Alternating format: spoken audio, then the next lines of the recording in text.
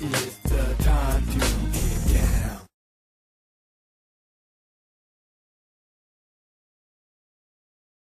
Because, of course, they're a different background. And I'm not saying it's a racial thing. It's as much as people getting used to seeing a specimen with that physical presence dominating women who traditionally didn't come up looking that way. For us, prior to Serena, Navratilova was the closest specimen we had, and she dominated. So what Serena is doing, and what, to me, Venus is doing, is not only concentrating in an area, but they're multitasking. They're saying, you know, we're the ladies who's doing not only tennis. We don't do that only. We do fashion.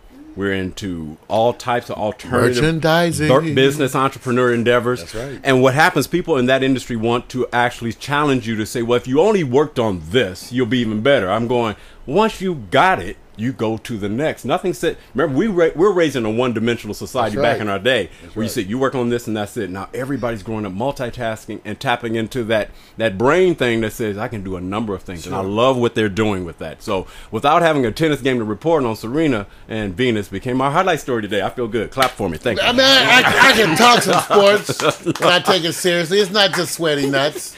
Like I said, I'm going to the next. Balls. I'm going to the next subject. See, Okay. so you keep going there. Guess who's following LeBron to Miami? A bunch of ladies of the evening. See, here we go. All the hoes left Cleveland. That's cold, man. That's cold. They headed right now to Miami. No. Hotels filling up. No. You know what? I didn't think this guy was going to still be in the game. And think about this. What's this message? Ilgauskas, Zydrunas Ilgauskas is going to Miami. Why would he go ahead of Shaq? Big man to big man. He's cheaper. That's cold, man. What you saying? So you're saying it costs more for Shaq? Yes. They come on now. Wait a minute. They got Dwayne Wade, LeBron James, Chris Bosh. Right. They ain't got no more money. Where else money is there? There's no more money. Okay, but now, how much more money does Shaq need? I don't. Well, you know, he eats now. Okay. I don't know if he's working out with Xango. Now, Shaq, I like Shaq. You know, Shaq's my boy. I like him. Even the only thing I don't like about Shaq is the beard thing. The beard. I hate the bald heads with the beards that start here. Right. You know, I don't like that thing. Really. Okay. But that's my only complaint about Shaq. Okay. I'm with him, basketball wise and all that. Shaq, I'm with you, brother. Okay. Let's try to do a prediction, because you know, really, Shaq is the elder statesman of the game, right? He's 38, going on 39, and I can't imagine. Wise Aristotle. 350 pounds at 7 feet. How much energy that takes to run up and down the court. It's very easy. It's very difficult. Because I used to, you know, I grew up going like this. Why are the smaller, shorter cats much faster and carry with the wind, with the brothers who are big?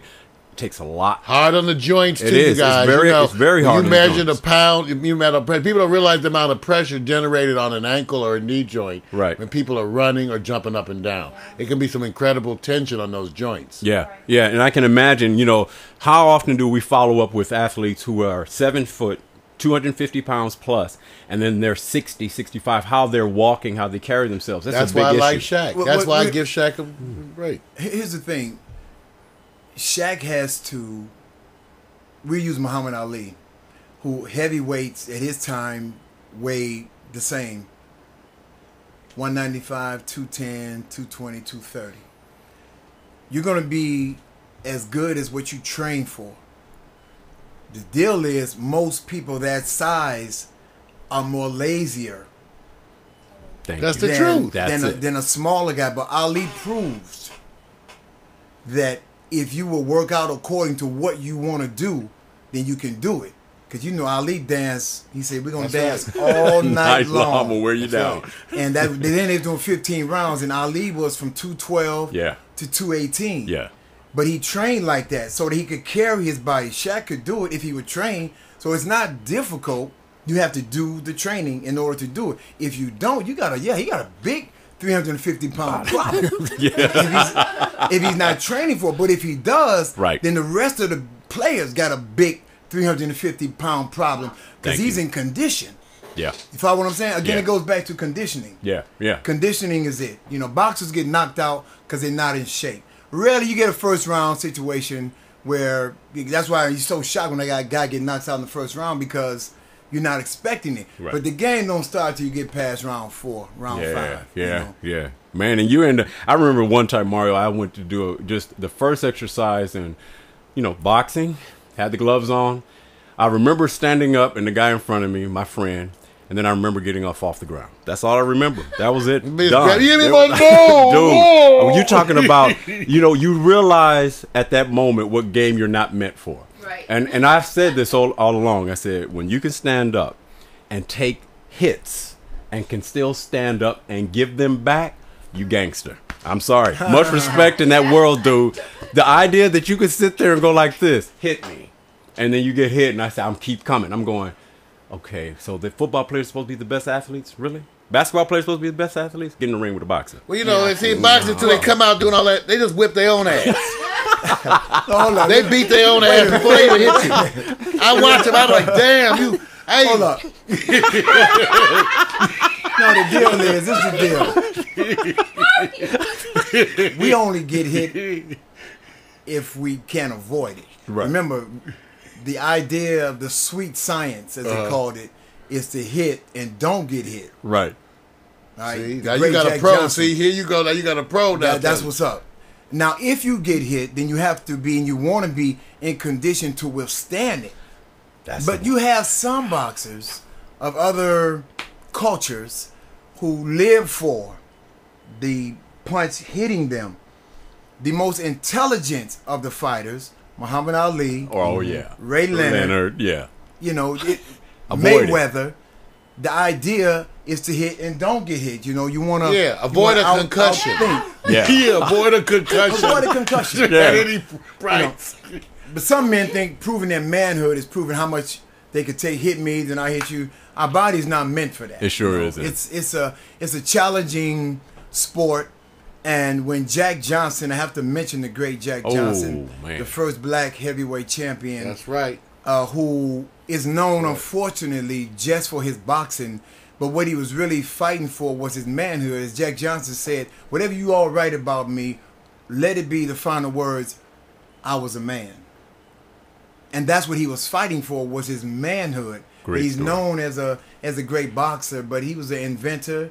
He was a businessman. Yep. He was the first person who had an integrated club. Yeah. So he wasn't racist, right. And that's one of the things I hell no, he had to deal with so much racism as the whole world, so hard for the brothers back then. Had to go overseas, very hard, to get a little peace of mind, and then have to come back to America and get treated like dirt. Absolutely. Yeah. And on that, what made me say that was because Jack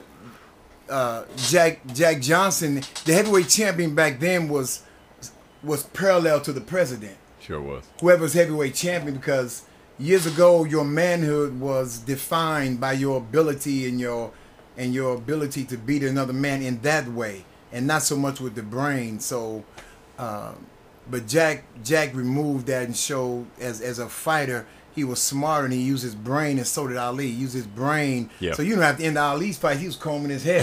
That's right. Pretty. I'm pretty. Remember that? I'm pretty. Hey, brothers and sisters, how y'all doing? And it was another story. But speaking of athletes, like you said, who really train, I thought of one, I guess, that we've been hearing.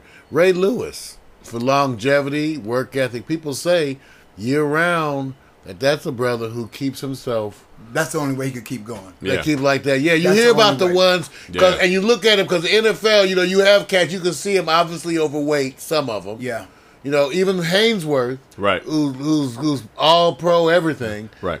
Obviously overweight. Obviously, when you look at him, you can tell he's overweight. Yeah. Then you got people like Ray, right, who's known for work ethic, training year round. Right. You show me the best players in anything, and I'll show you the person who has a strong work ethic, because it goes right back to being focused.